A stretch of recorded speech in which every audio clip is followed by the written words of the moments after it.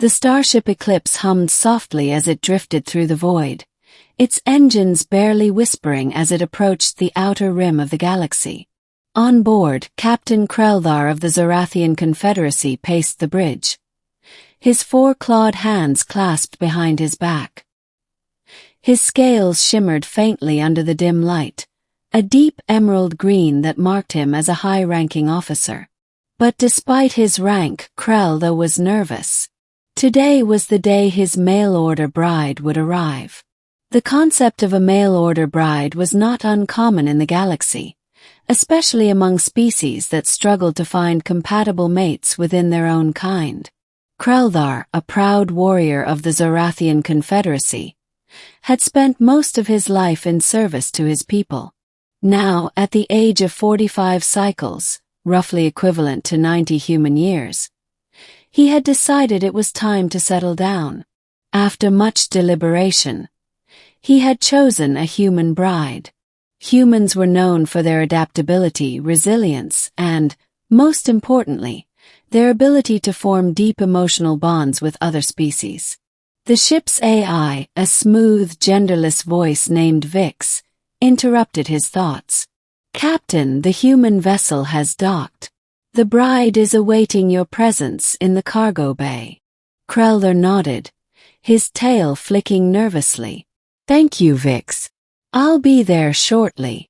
The cargo bay was cold, the air tinged with a faint metallic scent of recycled oxygen. Krel'thar entered, his boots clicking against the polished floor. There, standing beside a large, unmarked crate, was his bride. She was smaller than he had expected. Humans were generally shorter than Zorathians, but she seemed almost fragile. Her skin was pale, her hair a cascade of dark curls that framed her face. She wore a simple gray jumpsuit, the standard issue for interstellar travelers. Her arms were crossed, and her expression was unreadable. "Hello," Krel'thar said, his voice deep and resonant. "I am Captain Krel'thar. Welcome aboard the Eclipse." The human woman regarded him with cool, calculating eyes. "Captain," she said simply. Her voice was soft but carried an edge of steel. "I'm Evelyn." Krel'thar hesitated. He had expected more. More warmth, more enthusiasm. But Evelyn's demeanor was icy, her body language closed off. He gestured to the crate beside her. "Is this your belongings?" She nodded. "Yes. It's everything I own." Krel'thar frowned. The crate was large, but it seemed excessive for one person's possessions. Still, he decided not to press the issue. "Would you like me to help you with it?" Evelyn's eyes flickered with something, surprise perhaps. But she quickly masked it. "If you wouldn't mind." Krel'thar stepped forward, his claws extending slightly as he gripped the edges of the crate. It was heavier than he expected, but he managed to lift it with ease. "Where would you like it?" "My quarters," Evelyn said. "If you could." As they walked through the ship's corridors, Krel'thar tried to make conversation. "So, Evelyn, what made you decide to become a mail-order bride?" She glanced at him, her expression still guarded. "Necessity," she said simply. "Earth isn't exactly a paradise these days. I needed a way out." Krel'thar nodded. He had heard about the struggles on Earth: overpopulation, resource depletion, and political instability. It was one of the reasons humans were so eager to leave their homeworld. "I understand," he said. "I hope you'll find life here more agreeable." Evelyn didn't respond. When they reached her quarters, Krel'thar set the crate down carefully. "Is there anything else you need?" he asked. Evelyn shook her head. "No, thank you." Krel'thar hesitated, unsure of what to say. "Well, if you need anything, don't hesitate to ask."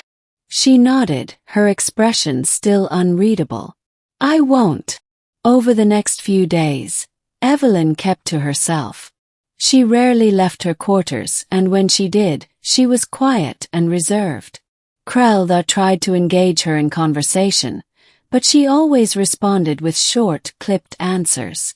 It was as if she had built a wall around herself, and Krel'thar had no idea how to breach it.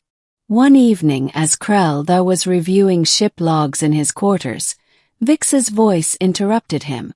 "Captain, I've detected unusual activity in Evelyn's quarters." Krel'thar frowned. "What kind of activity?" "The crate she brought with her is emitting a faint energy signature. It's not harmful, but it's unusual." Krel'thar's curiosity was piqued. He had wondered about that crate ever since Evelyn had arrived. "Thank you, Vix. I'll look into it." Krel'thar knocked on Evelyn's door. After a moment, it slid open, revealing Evelyn standing there, her arms crossed. "Yes?" she asked. "I wanted to check on you," Krel'thar said. "And I couldn't help but notice that your crate is emitting an energy signature. Is everything all right?" Evelyn's expression tightened. "It's fine," she said. "Just some personal effects." Krel'thar hesitated. "Evelyn, if there's something you're not telling me, I'd like to know. I want this to work between us, but I need to trust you." For a moment, Evelyn's icy demeanor faltered. She looked away, her shoulders slumping slightly. "It's complicated," she said finally. Krel'thar stepped closer, his voice softening. "You can tell me." Evelyn took a deep breath. "The crate. It's not just my belongings. It's my sister." Krel'thar blinked. "Your sister?" Evelyn nodded, her eyes glistening with unshed tears. "She's in stasis. There's no cure on Earth, so I brought her with me, hoping that somewhere out here we could find a way to save her." Krel'thar's heart ached for her. He had no idea she had been carrying such a heavy burden. "Why didn't you tell me?" he asked gently. Evelyn shook her head. "I didn't know if I could trust you. I didn't know if you'd understand." Krel'thar reached out, placing a clawed hand on her shoulder. "Evelyn, I may not be human, but I understand love. And I understand sacrifice. You're not alone anymore. We'll find a way to save her. Together." For the first time since she had arrived, Evelyn's cold exterior melted away. She looked up at him, her eyes filled with gratitude. "Thank you," she whispered. In the weeks that followed, Krel'thar and Evelyn worked together to find a cure for her sister. They consulted medical experts across the galaxy, scoured ancient archives for forgotten technologies, and even ventured into uncharted territories in search of answers.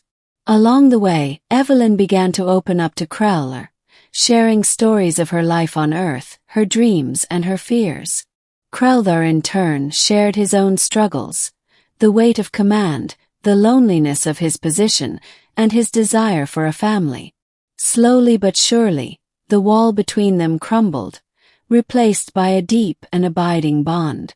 Finally, after months of searching, they found a solution, a rare medicinal herb that could cure Evelyn's sister's illness. With trembling hands, Evelyn administered the treatment, and together, they watched as her sister's vitals stabilized. When her sister finally awoke, Evelyn turned to Krel'thar, tears streaming down her face. "Thank you," she said, her voice choked with emotion. "For everything." Krel'thar smiled, his heart swelling with pride and love. "You're my family now," he said. "And family takes care of each other."